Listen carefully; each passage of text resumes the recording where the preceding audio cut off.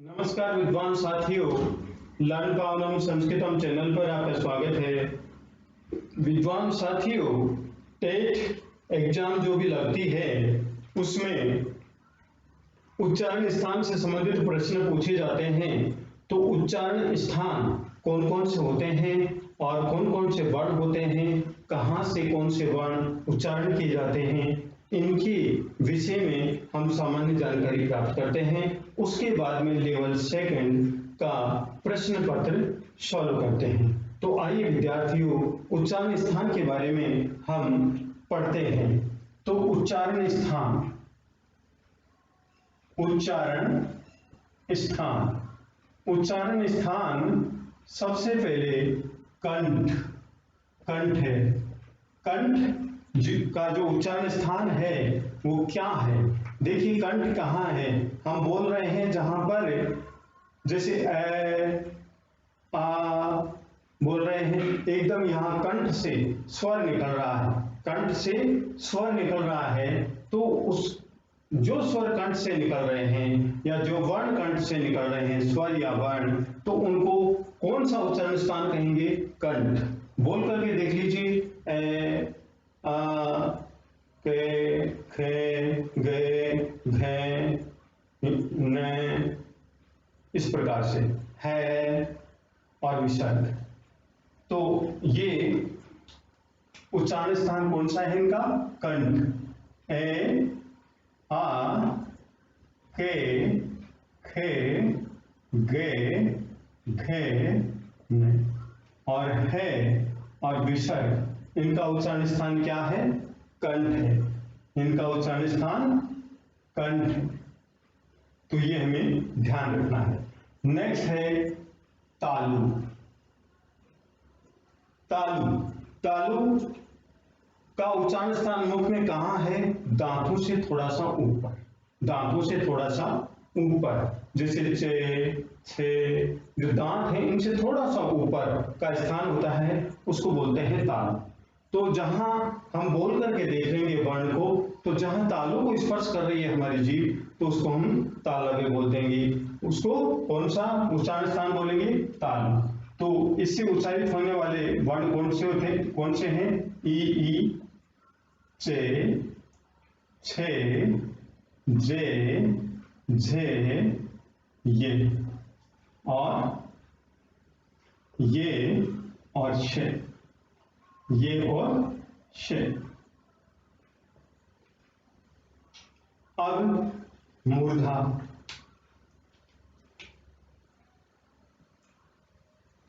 मूर्धा मीन्स मुख से जो उच्चारित होने वाले जो वर्ण होते हैं उनको बोलते हैं मूर्धा। देखिए टे ठे, हमारी जीभ थोड़ी मुड़ती है, टे ठे डे ढे, इस प्रकार से।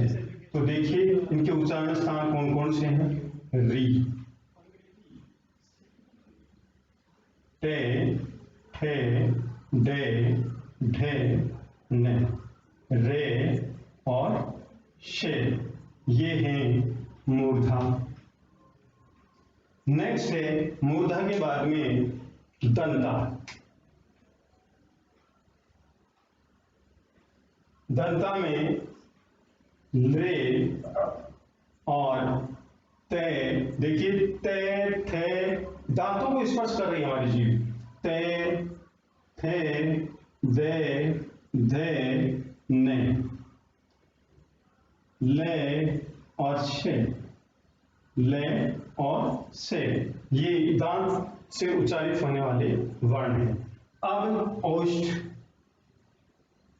ओष्ठ, देखिए जो होठ हैं इनसे बोल करके देखिए, पे फे, हमारे होठ बंद होकर के खुलते हैं, पे फे बे भे में।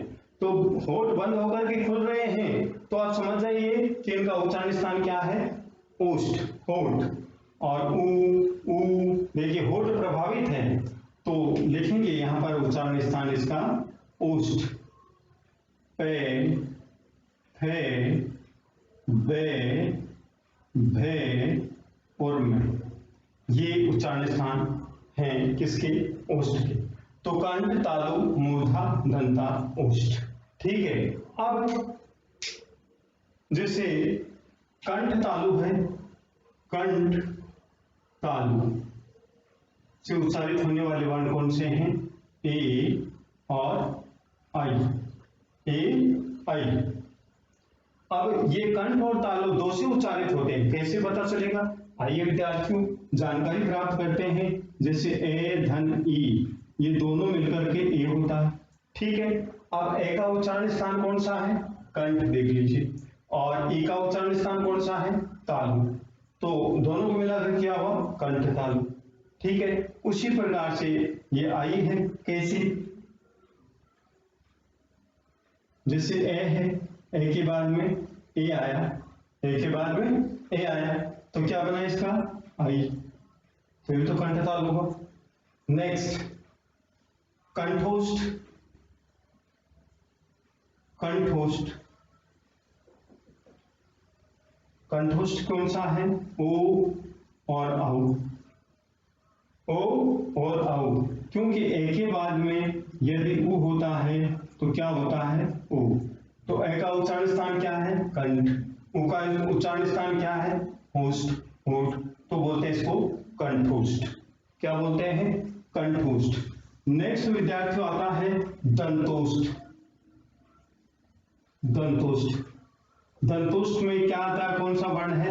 व, व। दांत और होठ दोनों प्रभावित होते हैं इससे, बोल करके देख लीजिए आप, व, ठीक है। इसके बाद आता है नासिक। नासिक के वर्ण कौन से होते हैं? नासिक के वर्ण होते हैं प्रत्येक वर्ग का पंचम अक्षर। कौन सा है? न,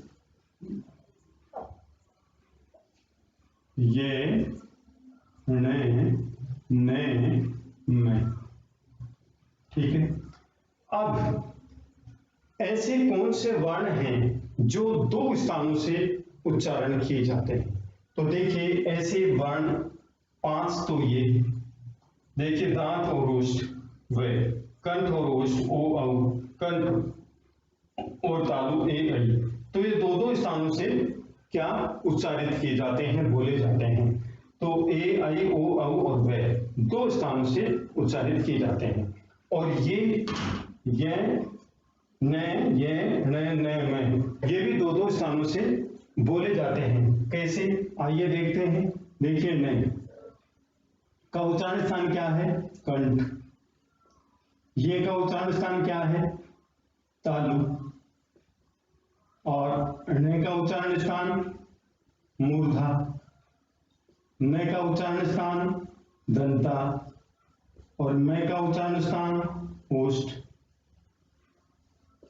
तो देख लीजिए विद्यार्थियों, न कंठ है, ये तालु, न मूर्धा और न दंता, मैं ओष्ठ। तो इनके उच्चारण स्थान हो गए। नेक्स्ट इनका उच्चारण स्थान और कौन सा है? नासिका। क्या है? नासिके वर्ण भी बोलते हैं इनको, नासिका से उच्चारित होने वाले, नाक से उच्चारित होने वाले वर्ण भी हैं। तो इस प्रकार से 5 तो ये हो गए, 5 ये हुए। 10 वर्ण हैं वो दो स्थानों से बोले जाते हैं, उच्चारण किए जाते हैं। तो विद्यार्थियों ये है उच्चारण स्थान। और नेक्स्ट एक जिह्वामूलम और उपधमानी, ये भी होते हैं। देखिए कैसे जानकारी प्राप्त करेंगे उनकी। देखिए ये है क और ये है ख। इससे पहले जो विसर्ग आती है उसको बोलते हैं जिह्वामूलम, ठीक है। और साधारण रूप से ये पे और ये फे, इनसे पहले विसर्ग आती है उसको बोलते हैं उपधमानी, उपधमानी, ठीक है विद्यार्थियों। ये है उच्चारण स्थान। और इन उच्चारण स्थानों का हम सामान्य रूप से जानकारी प्राप्त करेंगे अभ्यास करके। तो इनको याद करने की आवश्यकता नहीं, हम अभ्यास करेंगे तो अपने आप हमें पता चल जाएगा कि कौन सा वर्ण कहाँ से उच्चारित किया जाता है। अब आइए लेवल 2 का जो प्रश्न पत्र है उसको सॉल्व करते हैं। है वर्ण से उच्चारण स्थान विद्यते। है वर्ण का उच्चारण स्थान क्या है? कंठ है। कंठ कैसे? कंठ से उच्चारित होने वाले वर्ण कौन कौन से होते हैं? ए, आ, के, खे, गे, घे, ने और विसर्ग और है, ये कंठ से उच्चारित होने वाले वर्ण होते हैं। और ए का उच्चारण स्थान क्या होता है? कंठ तालु, कंठ तालु, ए और आई का उच्चारण स्थान कंठ तालु होता है। मूर्धा उच्चारण स्थान हम कहते थे, मूर्धा का उच्चारण स्थान कहा जाता है, तो मूर्धा का उच्चारण स्थान कौन सा है? देखिए लय, लय दंता, लय दांत को टच कर रहा है, ये तालु, और ने ये क्या है? ये भी दंता, ने। तो मूर्धा से उच्चारित होने वाला वर्ण कौन सा है? रे। स्वराकति ही, स्वर कितने होते हैं? स्वर कितने होते हैं? तो विद्यार्थियों स्वर होते हैं 9। लघु सिद्धांत कौमुदी के अनुसार स्वर कितने होते हैं? 9, माहेश्वर सूत्रों के अनुसार। नेक्स्ट, त्रिशब्द से स्त्रीलिंगे प्रथमा विभक्ति बहुवचने रूपम भवति। त्रिशब्द का स्त्रीलिंग में प्रथमा विभक्ति का बहुवचन में रूप होता है, कौन सा होता है? तो विद्यार्थियों इसका आंसर होगा तिश्रे है, क्योंकि त्रीणि नपुंसकलिंग होता है, त्रय पुल्लिंग होता है, और त्रि भी यहाँ पर प्रथमा विभक्ति का नहीं है, ये है तृतीया विभक्ति का। नेक्स्ट क्वेश्चन है वेदा संति। वेद 4 होते हैं, लेकिन यहाँ पर ये नपुंसकलिंग, स्त्रीलिंग और ये पुल्लिंग, ठीक है, और ये द्वितीया विभक्ति दे रखी है, लेकिन वेद यहाँ पुल्लिंग है, तो पुल्लिंग के लिए हम आंसर लिखेंगे चत्वारः, चत्वारः वेदा संति, ये आंसर होगा। नेक्स्ट, लता शब्द से सप्तमी बहुवचने रूपम भवति।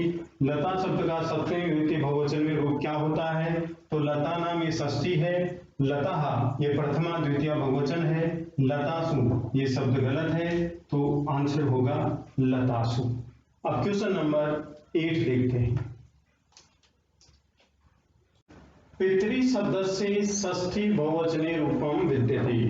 पितरी शब्द का षष्ठी बहुवचन में रूप होता है, षष्ठी बहुवचन।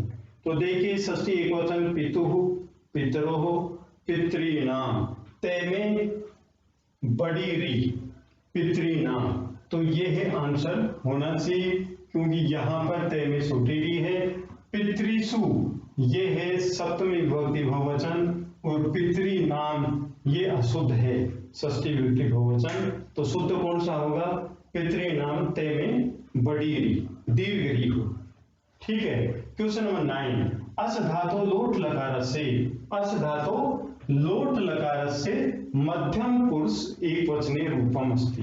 मध्यम पुरुष एक वचन का रूप क्या होता है? बोल के देख लेते हैं। अस्तु, स्ताम, संतु, एधि, मध्यम पुरुष एक वचन का रूप हुआ एधि, ठीक है। सह धातु लट लकार से उत्तम पुरुष एक वचने रूपम भवति। सह धातु लट लकार का उत्तम पुरुष एक वचन में रूप होता है, तो उत्तम पुरुष एक वचन सहते, सहते, सहन्ते, सहसे, सहथे, सहद्वे, सहे, तो आंसर क्या होगा उत्तम पुरुष एक वचन? सहे। नेक्स्ट क्वेश्चन है क्री धातु लंग लकार से उत्तम पुरुष एक वचने रूपम विद्यते। क्री धातु का लंग लकार का उत्तम पुरुष एक वचन में रूप होता है, तो एकरोत, एकुरुताम, एकुरुवन प्रथम पुरुष, एकरोह, एकुरुतम, एकुरुत मध्यम पुरुष, और एकर्वम, एकर्वम ये उत्तम पुरुष एक वचन हुआ। एकर्वम, एकुर्व, एकुर्व, उत्तम पुरुष एक वचन पूछा तो उत्तम पुरुष एक वचन एकर्वम होगा। नेक्स्ट क्वेश्चन है पा धातु लृट लकार से प्रथम पुरुष बहुवचने रूपम अस्ति। पा धातु का लृट लकार का प्रथम पुरुष बहुवचन में रूप होता है। लृट मीन्स भविष्य काल, ठीक है। तो यहां पर क्या होगा? प्रथम पुरुष बहुवचन में रूप, प्रथम पुरुष बहुवचन में रूप होगा पाश्यन्ति, पाश्यति, पाश्यत है पाश्यन्ति, ठीक है। संस्कृते कति कारकाणि भवन्ति, संस्कृत में कितने कारक होते हैं? तो विद्यार्थियों संस्कृत में कारक होते हैं 6। कितने कारक होते हैं? 6, तो 6 के चिन्ह लगाएंगे। बाल के विभेति, रिक्त स्थान में पूर्यत, विभेति डरने के अर्थ में पंचमी विभक्ति का प्रयोग किया जाता है अपादान का, तो अपादान ये है पंचमी, जैसे रामात, सर्पात, तो यहां पर आंसर होगा सर्पात। बाल के सर्पात विभेति, बालक सर्प से डरता है। नेक्स्ट क्वेश्चन नंबर 15 देखिए। राक्षसा रिक्त स्थान ईर्ष्यन्ति इसमें समुचित पदेन रिक्त स्थानम पूर्यत।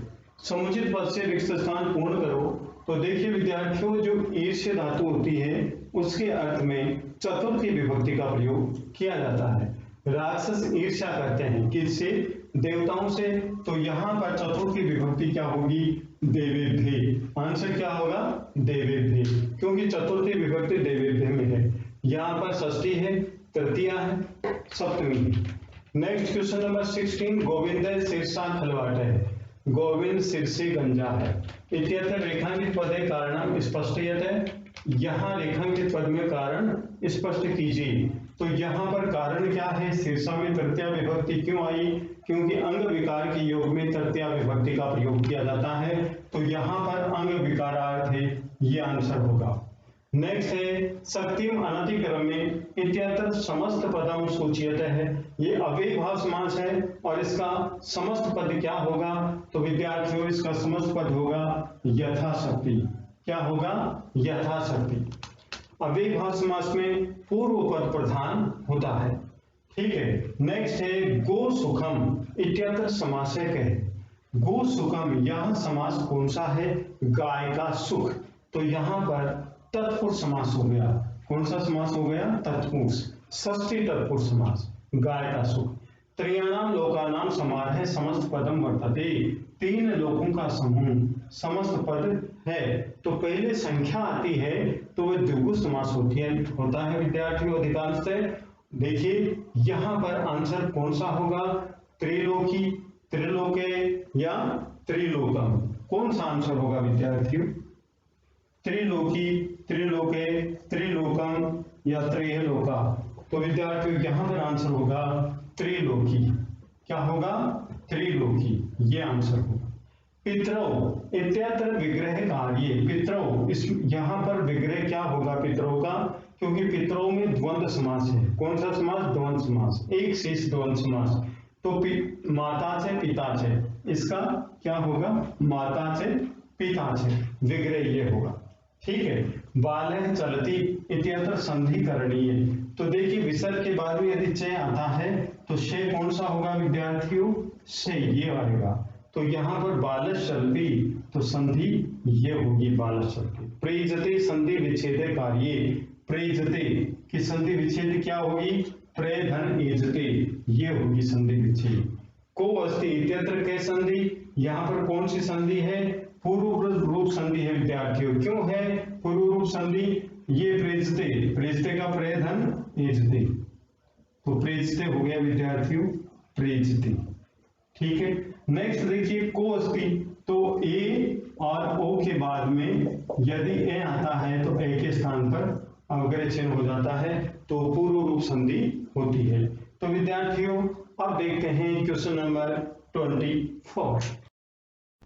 क्वेश्चन नंबर 24, कृष्ण है, संधि विच्छेद करनी है, इसका संधि विच्छेद करना है। तो विद्यार्थियों जैसे कृष्ण धन न, ये न है और इससे पहले से है, तो इसे से के आने से न के स्थान पर न हो जाता है। आंसर इसका विद्यार्थियों यही है। तो आंसर क्या होगा? कृष्ण धन न, कृष्ण धन न। नेक्स्ट संस्कृत इत्यत्र के उपसर्ग है। संस्कृत, इसमें कौन सा उपसर्ग है विद्यार्थियों? इसमें सम उपसर्ग।